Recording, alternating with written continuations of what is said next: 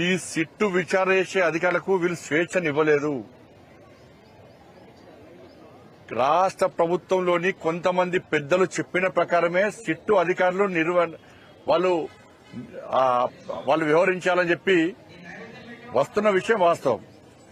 Sit విచారణ చేస్తున్న అధికారులు నిజంగా నిజాయితీవంతులు, చాలా పవర్ఫుల్, వాళ్ళ మీద ఎలాంటి అనుమానం లేదు. కానీ వాళ్లకు ఎంత స్వేచ్ఛనిచ్చారో అనే విషయంలో మాత్రం ఎలా అనుమానాలు వస్తున్నాయి. రాష్ట్ర ప్రభుత్వము వాళ్ళ మీద జులుం ప్రదర్శిస్తున్న అధికారుల మీద. రాష్ట్ర ప్రభుత్వం ఎవ్వని విలువంటే వాళ్ళు పిలిచే పరిస్థితికొచ్చింది. వాళ్ళు కూడా బాధపడుతున్నారు. సిట్ అధికారి కూడా ఇవాళ కేసీఆర్ కొడుకును పిలిచారు. కేసీఆర్ కొడుకును ఎందుకు పిలిచారు? ఇవాళ ఫోన్ ట్యాపింగ్ చేసిన వ్యక్తినే మీరు వాళ్ళ వాంగ్మూలం కోసం పిలిచిర్రా? దీన్ని హరీష్ రావు గారిని పిలిచారు.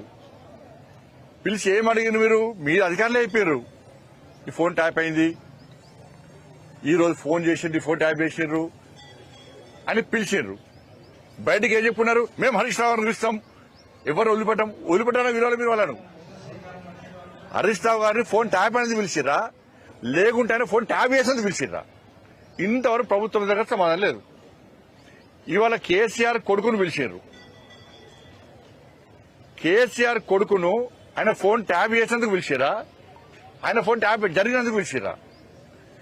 దీని మీద రాష్ట్ర ప్రభుత్వము సిట్ అధికారులు స్పష్టం చేయాల్సిన అవసరం ఉంది.